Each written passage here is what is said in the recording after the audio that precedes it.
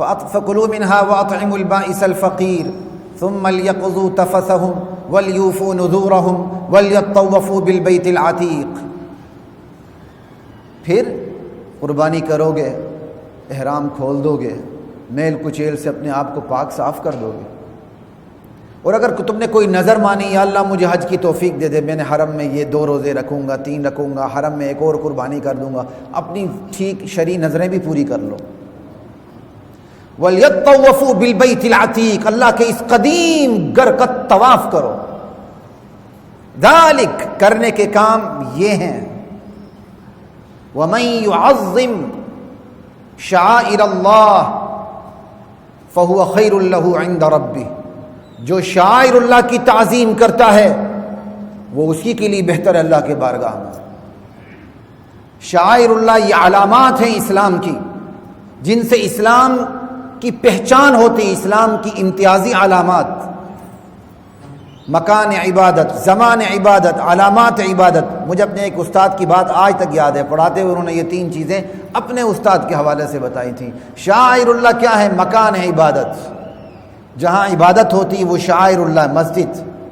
زمان عبادت، جس وقت میں عبادت ہوتی، جیسے حج کے دن ہو گئے، ظہر کا وقت ہو گیا، عصر کا وقت ہو گیا، نماز کے حوالے سے یہ شعائر اللہ ہے۔ علامات عبادت، جو عبادات کی علامات ہیں وہ بھی شعائر اللہ ہے۔ لا الہ الا اللہ۔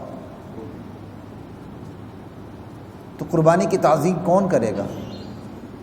وہی کرے گا جس کے دل میں تقویٰ ہے۔ آگے بات آ رہی ہے، موقع نہیں، وقت میرے پاس بہت کم ہے، ہلکی پھلکی باتیں ہی کر سکتا ہوں، آج زیادہ نہیں کر سکوں۔ وَأُحِلَّتْ لَكُمُ الْأَنْعَامُ إِلَّا مَا يُتْلَى عَلَيْكُمْ، اللہ نے تمہارے لیے جانور حلال کر دیے۔ ہاں وقتاً فوقتاً تمہیں بتا دیا جاتا ہے یہ جانور نہیں کھانے ہیں، سور نہیں کھانا، غیر اللہ کے نام کی نیاز نہیں کھانی، اللہ کے نام کی نیاز کھانی ہے، خنزیر نہیں کھانا، وقتاً فوقتاً جو تمہیں بتائے جاتے ہیں۔ انما حرم علیکم المیت والدم ولحم الخنزیر وما اہل لغیر اللہ، تو یہ نہیں کھانا۔ فاجتنبوا الرجس من الاوثان، بتوں کی گندگی سے بچو، غیر اللہ کی عبادت سے بچو۔ واجتنبوا قول الزور، جھوٹ سے بچو، جھوٹی شہادت سے بچو، جھوٹی قسم سے بچو، جھوٹے عمل سے بچو۔ سب سے بڑا جھوٹ اللہ کی ذات یا صفات میں کسی کو شریک ٹھہرانا ہے، اس سے بڑا جھوٹ کائنات میں نہیں ہے۔ حنفاء للہ، یک رخ ہو کے اللہ کی طرف متوجہ ہو جاؤ۔ حنفاء کہتے ہیں حنیف، مائل ہونا، مائل ہونے والا، سب کو چھوڑ کے ایک اللہ کی طرف مائل ہونے والے کو حنیف کہتے ہیں۔ غیر مشرکین، ابھی شرک نہیں کرنا اس کے ساتھ۔ وَمَن يُشْرِكْ بِاللَّهِ، جس نے اللہ کے ساتھ کسی کو شریک ٹھہرایا، اس کے اختیارات میں، اس کے اقتدار میں، اس کی ذات میں، اس کی صفات میں، فَكَأَنَّمَا خَرَّ مِنَ السَّمَاءِ، وہ ایسا ذلیل و خوار ہو جاتا گویا وہ آسمان سے گرتا ہے، فضا میں اسے پرندے پکڑ لیتے ہیں، نوچ نوچ کے کھاتے ہیں۔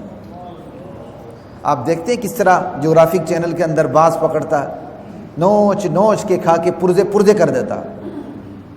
فَكَأَنَّمَا خَرَّ مِنَ السَّمَاءِ فَتَخْطَفُهُ الطَّيْرُ أَوْ تَهْوِي بِهِ الرِّيحُ فِي مَكَانٍ سَحِيقٍ، یا کسی کھڈ میں جا کے گمنامی میں مر جاتا ہے۔